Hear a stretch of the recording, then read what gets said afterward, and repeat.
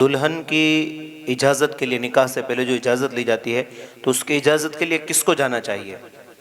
ہمارے یہاں عام طور پہ دلہن کے پاس اجازت لینے کے لیے یہ سسٹم بنا ہوا ہے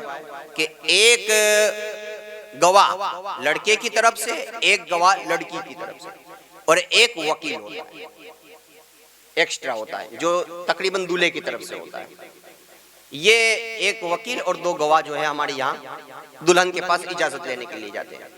حالانکہ بہتر اور صحیح یہ ہے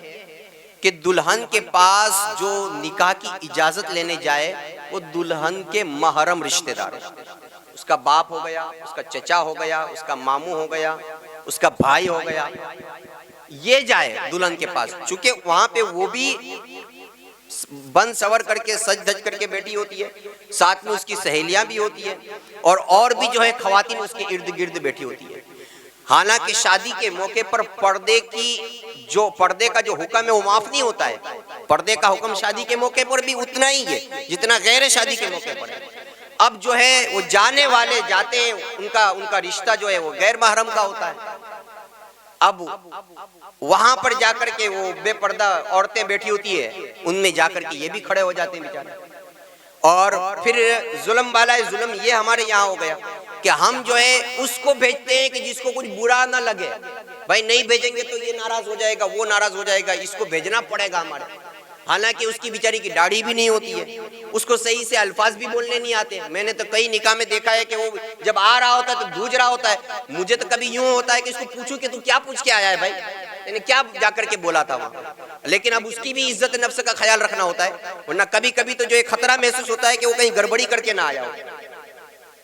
پتہ ہی نہیں ہوتا ہے ان کو۔ کہ مجھے کچھ لوگوں نے تو پوچھا بھی، یا اللہ ان پر رحم کرے اور اللہ ان کو ترقی عطا فرمائے کہ کم از کم انہوں نے شرم توڑ کر کے مسئلہ پوچھا تو کھڑی، اتنی تو ہمت کی کہ ہم جائیں دلہن کے پاس تو کیا لفظ بولیں، کس طریقے سے اس کی اجازت لیں۔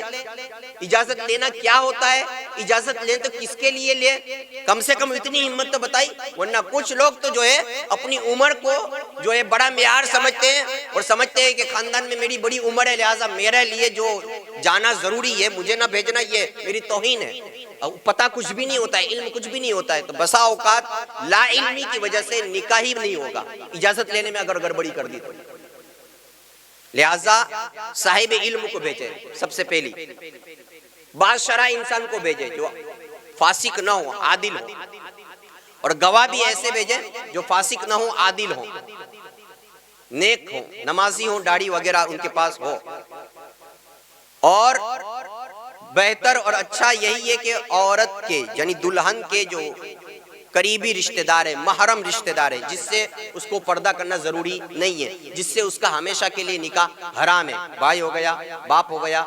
ماموں ہو گیا، جو ہے چچا ہو گیا، دادا ہو گیا، نانا ہو گیا، بزرگ اگر یہ ہیں تو پھر ان کو بھیجا جائے اور وہ جا کر کے اجازت لے کر کے آئے۔ اور اجازت لینے میں کیا کرنا ہے یہ بھی یاد رکھیں،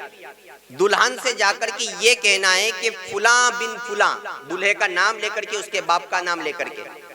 فلاں بن فلاں سے تمہاری نکاح کی اجازت لینے آئے ہیں، اتنا نہیں اتنا مہر ہے، یعنی مہر کو بھی ذکر کرے کہ 7,786 روپے کے عوض میں فلاں بن فلاں نامی لڑکے سے تمہاری نکاح کی اجازت لینے آئے ہیں، کیا تم نے اپنے نکاح کی اجازت دی؟ لفظ دی، دیتی ہے، دے گی ایسے نہیں، نکاح کی اجازت دی یہ لفظ اس سے بولوائیں، ٹھیک ہے۔ اب اگر وہ کہتی ہے ہاں میں نے اجازت دی تو وہ مہر اس کے حوالے کر دیں، اور وہ جو گواہ ہیں وہاں پہ وہ سن لیں، ٹھیک ہے، اور جو ہے وہ واپس چلے آئیں۔ اور یہاں پر یہ جو اجازت لے کر کے آیا ہے وہ اپنے لیے اجازت لے کر کے آیا، یعنی جو وکیل تھا وہ اپنے لیے اجازت لے کے آئے، وہ خود وکیل ہے اس نکاح کا، یعنی نکاح پڑھانے کے لیے اب وہ خود ذمہ دار ہوا ہے۔ اب آ کر کے جو ہے مجلس میں آ کر کے وہ نکاح اس کو خود کو پڑھانا، یہ نہیں کہ قاضی صاحب کہے کہ میں نے اپنی موکلہ کو فلاں بن فلاں کی نکاح میں دیا، بلکہ اب وہ وکیل جو خود ہے وہ الفاظ ادا کرے گا۔ لیکن جو ہے بسا اوقات ان کو بولنا آتا نہیں ہے، تو اب جو ہے قاضی ان سے بلواتے ہیں یا ان کی طرف سے جو ہے نکاح، تو بہتر یہ ہے کہ جس کو نکاح پڑھانا ہے اسی کو وکیل بنا کر کے دلہن کے پاس بھیجا جائے۔ جس کو نکاح پڑھانا ہے جو قاضی ہے اسی کو دلہن کے پاس وکیل کی طور پہ بھیجا جائے اور دلہن کی طرف سے وہی وکیل ہو تاکہ نکاح پڑھانے میں آسانی ہو، ورنہ الفاظ کے اندر کبھی کبھی گڈمڈ ہو جاتا ہے، گڑبڑی ہو جاتی ہے۔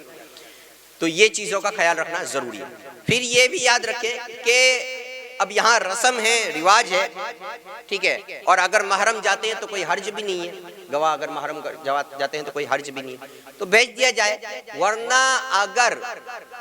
دلہن کے پاس کوئی گواہ یا کوئی وکیل نہ بھی جائے، دلہن کے پاس کوئی گواہ اور کوئی وکیل نہ بھی جائے، دلہن صرف اتنا کہہ دے، کسی سے کہلوا دے کہ میرا نکاح فلاں قاضی صاحب پڑھا سکتے ہیں، میں نے ان کو نکاح کا وکیل بنایا۔ عورت کے پاس کسی کو جانے کی بھی ضرورت نہیں ہے، کسی کو بھیجنے کی بھی ضرورت نہیں ہے، اس کے صرف وکیل کا کہہ دینے سے کہ میرا فلاں بندہ وکیل نکاح پڑھا سکتا ہے، فلاں وکیل میرا نکاح پڑھا سکتا ہے، اس کو میں نے اپنی نکاح کی وکالت سونپی۔ اب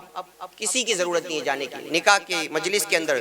دلہا کے سامنے جو ہے اس دلہن کا نام لے کر کے دو گواہوں کی موجودگی کے اندر وہ وکیل جس کو عورت نے نام لے کر کے نامزد کیا ہے، اپنا وکیل مقرر کیا ہے، وہ کہہ دے کہ میں نے اپنی موکلہ کو فلاں بن فلاں کے نکاح میں اتنے مہینے اتنے مہر میں دیا، یہ بہت آسان ہو جائے گا۔